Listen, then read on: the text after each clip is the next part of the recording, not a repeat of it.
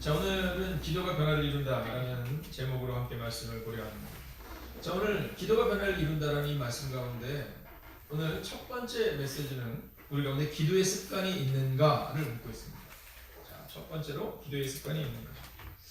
자, 오늘 이 본문의 말씀을 볼 때 굉장히 문법적으로 한번 보면 좋은데 제92도 시간에 베드로 여인이 성전에 올라갔을 이 표현은 어느 뜻을 뭐냐면 과거에도 있었고 현재에 올라가고 있는데 미래에도 똑같이 이루어질 일들을 오늘 문법적으로 기록하고 있는 내용입니다. 자, 그럼 이런 거죠. 자, 우리가 운동을 해야 된다는 것은 아는데 운동을 매일 해요? 어쩌다 한 번씩 해요? 네, 어쩌다 한 번씩 해요. 그때는 이 문장을 쓰면 안 되는 겁니다. 올라갔을 때 이 표현을 쓸 수가 없는 거예요. 자, 근데 밥은 어떠세요? 식사는? 식사는 아주 특별한 일이 없는 이상은 매일 먹어야 되잖아요. 그때 바로 이 문장을 쓰는 겁니다. 그러니까 오늘 베드로와 요한이 성전에 올라간다는 이것을 우리가 새벽이지만 문법적으로 볼 때 어제도 있었고 오늘도 올라가고 있는데 중요한 사실 내일도 할 그 반복적인 일들을 쓸 때 바로 그때 이 문장을 쓰고 있다는 거죠. 그러니까 어쩌다 한 번씩 기도하는 사람에게는 이 문장을 쓰지 않았습니다. 근데 오늘 이 문장을 쓸 수 있는 이유는 바로 단 한 가지인데 오늘 그들의 삶이 과거에도 그랬고 오늘도 그랬고 내일도 그럴 것이다라는 사실을 기록하고 있는 거죠. 자, 그러면서 우리 가운데 너희 기도의 습관이 있는가 이렇게 묻고 있어요. 여러분, 우리가 옆뒤적으로 한번 이렇게 인사하면 좋겠어요. 기도의 습관을 가지십시오. 한 번 더 인사하세요. 기도의 습관을 새기십시오. 네, 바로 이거예요. 근데 여러분 잘 생각해보면 이 문장을 한 번 더 쓴 데가 있죠. 마가복음 1장 35절에 쓰고 있습니다. 자, 기억나시죠? 새벽 오히려 미명에 예수께서 한적한 곳에 나가서 거기서 기도하시더라고요. 자, 이른 새벽에 예수님께서 한적한 곳으로 기도하라고 하셨다. 그때 바로 똑같은 문법적 표현이 쓰여 있는 겁니다. 종종 어떤 분들이 그러세요. 우리가 꼭 새벽 기도를 드려야 되느냐, 새벽 기도가 어디 나오느냐. 여러분, 새벽 기도가 나와서가 아니라 그냥 우리는 예수님처럼 살아가고 싶은 거죠. 근데 예수님께서 새벽 오히려 미명에 한적한 곳에 나가서 기도하시는 장면이 반복적인 습관의 모습을 보여주고 있고, 그리고 그 모습을 보았던 베드로도 오늘 반복적으로 성전에 기도하러 올라갔다라는 겁니다. 여러분, 오늘 우리 가운데 필요한 것은 바로 이거예요. 제자들이 자고 있었지만 예수님이 새벽에 기도하러 올라가셨거든요. 근데 제자들이 그 뒷모습을 봤거든요. 분명히 그 제자들이 기도하지 못했거든요. 그런데 그 기도의 뒷모습을 봤던 그 제자들이 어느 순간이 되니까 오늘 기도하고 있더라는 거예요. 저는 오늘 여러분의 가정 가운데 우리의 자녀들이 왜 기도하지 않을까? 우리의 성도들이 왜 기도하지 않을까? 여러분 고민할 필요가 없어요. 고민할 필요가 없어요. 대부분 다 닮아갑니다. 대부분 다 닮아가요. 얼마 전에 어떤 분이 저한테 그러시더라고요. 목사님, 행복이 가득한 교회는 절대 큰 소리가 나지 않죠? 이렇게 물어보시더라고요. 제가 그랬어요. 아유, 뭐 나기도 하고 안 나기도 하고 그렇죠. 근데 그분이 저한테 이런 얘기 하셨어요. 제가 목사님을 11년 동안 지켜봤는데 목사님은 그 교회에 있는 11년 동안 한 번도 큰 소리를 낸 적이 없대요. 그리고 그 당시에 청년들이나 중고등부 양육한 아이들을 보면 대부분 다 목사님이랑 비슷해져 가더라고요. 그래서 아마 5년 정도만 더 있으면 목사님과 다 비슷한 사람들이 다 되겠죠? 이런 표현을 쓰시더라고요. 여러분, 우리 가운데 잊지 말아야 되는 것은 뭐냐면 우리가 오늘을 그냥 묵묵히 살아가잖아요. 그럼 변화가 되지 않을 것 같은 상황들이 변화가 되고, 그리고 인생의 위기를 돌파하는 은혜가 우리 가운데 생기게 된다라는 겁니다. 사랑하시는 여러분, 오늘 예수님께서 말씀하세요. 기도 외에는 이런 능력이 나갈 수 없고 기도 외에는 이런 귀신들이 나갈 수 없다. 오늘 기도의 습관을 갖는 여러분과 제가 되기를 주의 이름으로 축원하겠습니다. 두 번째는요, 기도의 사람에게 불가능은 없다라는 사실입니다. 자, 2절의 말씀을 보면 이렇게 기록되어 있죠. 나면서 못 걷게 된 일을 사람들이 메고 오니 이렇게 합니다. 자, 그냥 안진병이다 이렇게 말해도 되는데 오늘 나면서부터 못 걷게 됐다 이런 얘기를 오늘 하고 있어요. 자, 안진병이다 이렇게 말해도 되는데 나면서부터 안진병 이렇게 말하고 있어요. 제가 어느 날 학교에서 이렇게 있는데 교장 선생님이 저한테 목사님 이 아이를 위해서 기도해 주세요 이렇게 얘기를 하시더라고요. 그래서 예. 그랬는데 거기 이제 사적이 붙는 거예요. 이 아이가 얼마나 어려웠는지, 이 아이가 얼마나 선생님들이 힘들게 했는지, 이 아이를 붙들 사람이 아무도 없다라는 사실이 쭉 붙는 거예요. 그 이야기 자체만으로 이 아이에 대해서 기도해야 될 이유를 계속해서 말씀하시는 거죠. 또 어떤 경우는 목사님 이 아이를 축복해 주세요. 그래서 축복을 해달라고 했는데 이 아이가 얼마나 선생님들을 기쁘게 하는지, 얼마나 이 아이에게서는 행복한지 막 얘기하시는 거예요. 자, 오늘 안진뱅이에 대해서도 그냥 성경은 성서가 우리 가운데 안진뱅이가 있었다 이렇게 해도 되는데 나면서부터 안진뱅이라는 얘기를 기록하고 있다는 거예요. 이 얘기는 뭐냐면 불가능한 얘기를 하고 있다는 거예요. 이 사람이 딱 넘어져서 어느 날 이렇게 안진뱅이가 됐는데 그래도 걸어봤던 경험이 있으니까 다시금 일어설 것이다. 뭐 이런 내용이 아니라 나면서부터 안진뱅이라는 사실은 이 사람은 과거에도 못 걸었고 현재도 못 걷고 중요한 것은 미래도 못 걷게 될 것이라는 사실입니다. 오늘 우리가 읽지는 않겠지만 4장 22절에 보면 이 남자의 나이가 몇 살이다라고 말하면 40세다 이렇게 말해요. 40세다. 자, 일반적으로 그 당시 이스라엘 백성들이 일을 할 수 있는 나이를 60세라고 말하면 이미 인생의 3분의 1을 그냥 안진뱅이로 지냈다라는 얘기를 기록하고 있는 거예요. 60세가 되기 전 이제 20년밖에 남지 않았는데 어차피 이 사람은 인생의 10년이면 강산일변에는 그 4번의 시간을 지내왔는데 여전히 일어나지 못했고 앞으로도 일어나지 못할 것이라는 얘기를 하고 있다는 거예요. 여러분 성경은요 참 문학적인 책입니다. 여러분 성경은요 대꾸를 보여주고 있죠.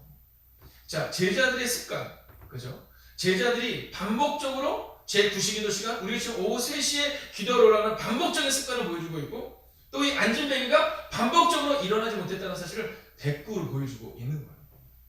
그래서 우리가 성경을 읽을 때마다 성경을 묵상할 때마다 야, 이 성경이 우리 가운데 있는 문학적인 구조도 함께 보는 거죠. 여러분 이 사람이 나면서부터 안진뱅이가 됐다라는 사실은 한 번도 걷지 못했고 앞으로도 걷지 못할 것이다.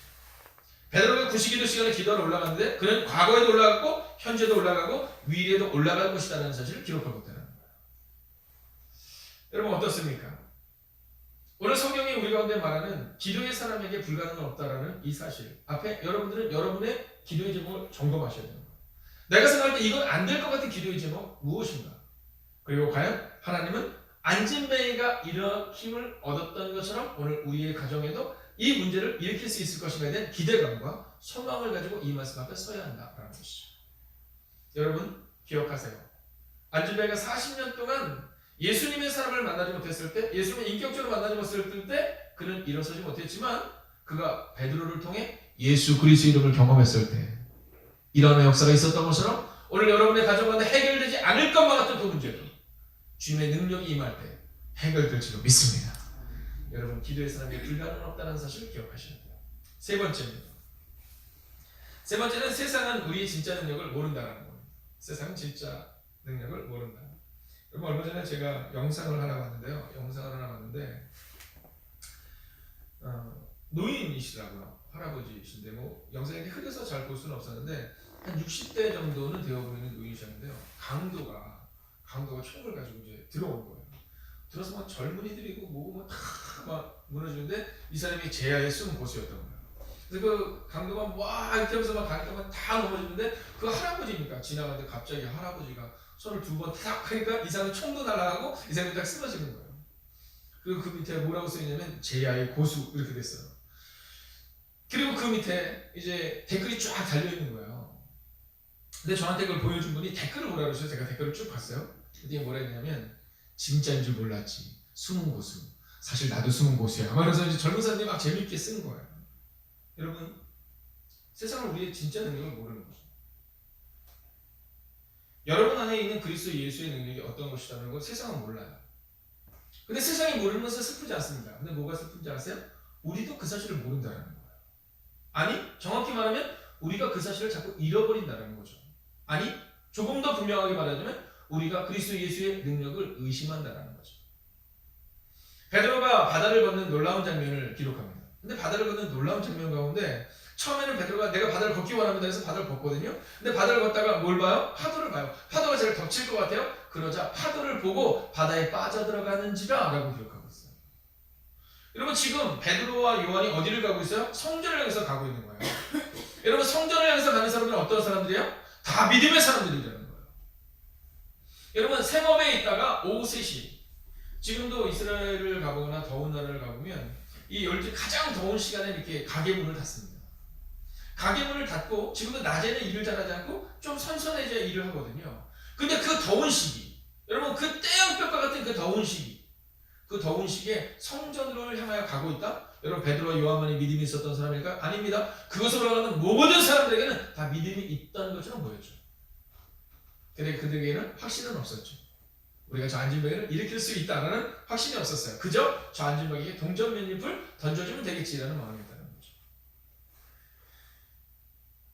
사랑하시는 여러분, 세상이 우리의 진짜 능력을 모르기에 이 안진뱅이가 그냥 베드로와 요한을 향해서 구걸할 뿐이었던 것처럼 저는 세상의 사람들이 우리를 향해서 구걸할 때 우리는 동전 몇 푼을 던져주는 것으로 끝나는 교회가 되는 것이 아니라 그들에게 그리스도 예수의 능력을 전해주는 한 사람 되시기를 주의 이름으로 부탁드리겠습니다. 여러분, 그러기 위해서는 우리가 먼저 그 능력을 알아야 돼요. 왜냐하면 오늘도 성전을 향해서 나가는 수백 명, 수천 명의 사람들이 올라가고 있었지만 누구도 능력을 발휘하지 못해요. 이유는 단순하고 명료합니다. 그들 가운데도 믿지 못했기 때문이다 라는 거죠.